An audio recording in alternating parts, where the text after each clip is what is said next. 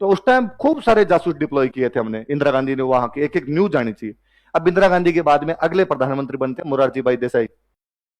मोरारजी देसाई के मन में ये पूरी तरीके से था भाई कांग्रेस के खिलाफ बात थी, तो इंदिरा गांधी ने जो जो काम किए उनके उल्टे काम करेंगे अपने। उन दिनों पाकिस्तान परमाणु बना रहा था, 74 में इंदिरा गांधी परमाणु परीक्षण कर चुकी थी, तो पाकिस्तान उसके जवाब के अंदर वापस परमाणु बना रहा था। हमारा एक जासूस वहां पे सैलून के अंदर लगता है, एक सैलून में नौकरी करता है, वहां पे हेयर कट करता है वहां पे।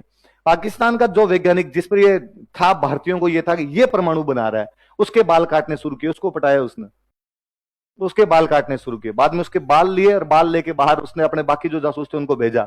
उन बाल को जब लैब में चेक किया तो पता चला इसमें रेडियो एक्टिव विकिरण है, और यदि इनके अंदर रेडियो एक्टिव विकिरण है, इसका मतलब ये सारे दिन उस लैब के अंदर काम करता है, इसमें परमाणु बन रहा है। इसलिए इंडिया वालों को, अपने वालों ने कहा कि साहब पाकिस्तान परमाणु बना रहा है, तो अपनी तैयारी व्यारी पूरी रखना। मोरारजी भाई देसाई भगवान जाने भोले थे, भगवान जाने दिमाग सरका हुआ था। एक दिन पाकिस्तान वालों को फोन करता है बंदा चला के, हमें पता है तुम तो वो बना रहे हो ना, तुम्हें क्या पता कि हम परमाणु बना रहे हैं, कि वो जहां बाल कटाते हो ना आदमी है। पाकिस्तान ने हमारे सारे जासूस पकड़ के मार दिए थे, एक एक को पकड़ के मारा था। इसलिए मुझे बड़ी हैरानी होती है कि मोरारजी भाई देसाई को पाकिस्तान का सबसे बड़ा सम्मान मिला हुआ, निशान इम्तियाज। जैसे हमारे देश में भारत रत्न होता है, उनके देश में होता है निशान इम्तियाज। कभी कोई इस बात पे देखता ही नहीं कि पाकिस्तान का सबसे बड़ा ऑनर हमारे प्रधानमंत्री कैसे मिल सकता है। तो पाकिस्तान मोदी जी को दे देखे, दे दे, या और किसी प्रधानमंत्री को तो क्यों नहीं दिया आपने, मोरारजी भाई देसाई को क्यों दिया। फिर मोरारजी भाई देसाई वाली गवर्नमेंट गई, इंदिरा वापस आई, उसने वापस भेजने शुरू किया। अरे क्या सिस्टम जमाओ यार, बिना सिस्टम के खा जाएंगे सारे के सारे अपने को।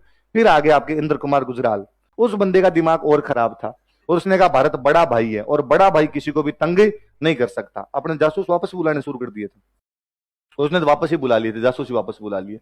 इसलिए 98 में वो थे अपने, 97 के आसपास अपने प्रधानमंत्री थे। 98 से लेके 2008 तक भारत में डेली कोई ना कोई एक धमाका है जिसमें पाकिस्तान का हाथ है, क्योंकि अपने पास पाकिस्तान की कोई न्यूज नहीं थी। जब जी में आती पाकिस्तान अपने बम फोड़ दिया करता। आप हनुमान जी के मंदिर गए, बम फूट गया, आप मस्जिद गए, बम फूट गया, आप ट्रेन में बैठे, बम फूट गया, साइकिल के अंदर बम फूट गया, मतलब कहीं बम फूट सकता। हालत यह थी कि बंदा घर से निकलता तो पत्नी कहती थी कि शाम को आ जाना तो देख लूंगी, वरना देख विजय भाव अपने आराम से रहना, और तो कर ही कह सकती हूं अब तुम्हारे लिए। 2008 तक आप देखो, 2000 से 2008 तक भारत में धमाके देखो। 2008 के बाद में सरदार जी वाली गवर्नमेंट ने वापस डिप्लॉय करने शुरू किए, वापस भेजो। अब वापस जाके अपने मामला थोड़ा सेट किया है, इसलिए वापस 2008 के बाद उतने ज्यादा धमाके नहीं, और अब लगातार कमी है। आप देखोगे 20 में कम, 19 में कम, 18 में और कम और कम। इन सालों में नहीं सुनते, आजकल नहीं सुनते, वरना तो यूं था। और जयपुर तक में हो गया यार अपने। 2008 में तो मुझे जयपुर वाले याद है, मैं तब यहीं रहा करता था, चौंक पटक रहते थे, दिन में सोए हुए थे, बाहर हो हल्ला, बाहर खड़े हुए, क्या और धमाके हो गए, धमाके हो गए। उधर घर वालों के सबके फोन आ रहे हैं, तुम धमाकों में इतने मरे, इतने सीधे भी नहीं है। तुम तो चाहते होंगे मर जाए पर नहीं मरे, हम कई साल तक जिंदा रहेंगे। वह तो पूरे जयपुर के अंदर ही फट गए थे यार, पर अब कई सालों के अंदर देखने को नहीं मिल रहा। इसलिए किसी भी देश की विदेश नीति इसी प्रकार की होनी चाहिए कि बाहर सिस्टम अपना बहुत शानदार तरीके से बिजी रहना चाहिए। तो पाकिस्तान का एक प्रांत है बलूचिस्तान, बलूचिस्तान कई सालों से लड़ रहा है कि हम आजाद होंगे, कि हमें आजाद होना है। भारत तन मन धन से सहयोग देता है कि हाँ आजाद करेंगे, तुम्हें चिंता मत करो, तुम तो लड़ो, तुम्हें जब ज्यादा जरूरत पड़े तब बता देना, हम तुम्हें आजाद कर देंगे। तो बलूचिस्तान को कभी भी आजाद कर सकते हैं, अगले 10 साल में कर देंगे हम, बलूचिस्तान में ज्यादा टाइम नहीं लगाएंगे। तो 2015 में प्रधानमंत्री मोदी का लाल किले से भाषण है, उस भाषण में भाई तो बोल और गया।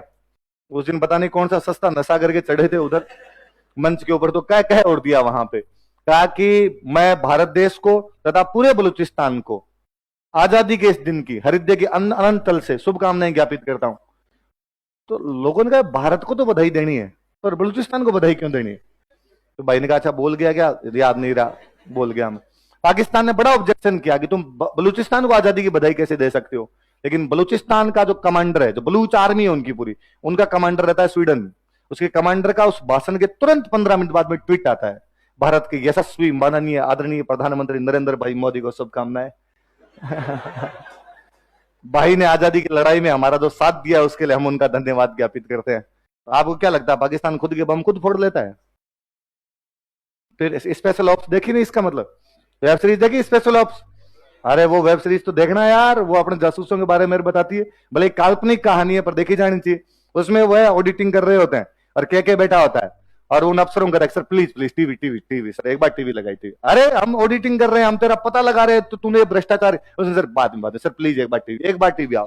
वो टीवी लगाते हैं, न्यूज आ रही होती है कराची में अभी भी बम विस्फोट हुआ लेकिन किसी के मरने की खबर नहीं है। ये क्या हुआ? उसने कहा मैं नहीं करवाया। तो क्यों करा? उसने कहा होता है सर, ऐसा कई बार होता है। अरे बम विस्फोट कर दे, देखो देखो सर इसमें लिखा हुआ एक भी आदमी मरा नहीं, केवल धमाका धमाका था। इसी प्रकार का बम भेजा गया था, इससे कोई मरेगा नहीं लेकिन धमाका जरूर किया जाएगा। अपने खूब आसपास में से तंग करते रहते हैं। तो नेपाल अपना था भाई साहब, नेपाल वाले चाहते थे खुद की अपनी तरफ इधर मिल जाए, पर पहले नहीं कर पाए, नहीं कर पाए तो वो दुख आज देता है। अब नेपाल चाइना के पक्ष में जाके कभी काला पानी के लिए लड़ता है, कभी लिपुलेख। काला पानी लिपुलेख है ना, छोटी छोटी जगह है, पर इनके लिए भी लड़ाइयां हो गई और नेपाल वाले से लड़ते हुए जीव और दुख पाता है। ये नेपाल के सैनिक तो इतने साल तक इंडियन आर्मी में लड़ते थे, पूरी गोरखा रेजिमेंट है अपने पास। नेपाल का कोई भी आदमी आके भारत में नौकरी कर सकता है, किसमें कहीं भी नौकरी कर लो, हम तो आर्मी में भी दे देंगे। तो पूरी गोरखा रेजिमेंट है और वो बहादुर गोरखा रेजिमेंट हमें पूरे 99 का वॉर जिता के गई है। पाकिस्तान से यदि हम 99 में जीते थे तो उसका बहुत बड़ा क्रेडिट गोरखा रेजिमेंट को है। और ना पाकिस्तान चोटियों के ऊपर बैठा हुआ था, वहां पर और को चढ़ ही नहीं सकता। इसीलिए 99 की वॉर में राजस्थान के सबसे अधिक शहीद है। ये सबसे पहले जो टुकड़ी उतारी गई थी वो राजस्थान की उतार दी गई थी। और अपने लोगों को पहाड़ों पर चढ़ने का इतना अभ्यास नहीं होता है, और पाकिस्तान पहले से चोटियों के ऊपर बैठा हुआ था। एक आदमी नीचे से जाएगा, ऊपर वाले को दिख रहा है ना, रणथंभौर किले वाली सी बात थी, ऊपर बैठा बैठा गोली मार दिया करता था। इसलिए राजस्थान तो भी बटालियन भेजी गई थी। शुरुआत में अपने खूब सारे शहीद हुए, इसलिए शेखावाटी का एक भी गांव नहीं है जहां पर अपना शहीद नहीं है। बाद में इंडियन आर्मी को थोड़ी बहुत दिमाग के अंदर आई, गोरखों को उतारा। और गोरखे इतने इतने से होते हैं, पहाड़ों में दिखते और नहीं, और पहाड़ों पे चढ़ने का अभ्यास और होता है, वो चढ़ चुड़ा गए। फिर पाकिस्तान वालों नजदीक जरे तो पता चलता गोरखा आ गया, तब तो खुखरी घुसा दिया करता था गोरखा। फिर अब उन गोरखों से अपने को लड़ना पड़ता है काला पानी लिपू लेक के लिए।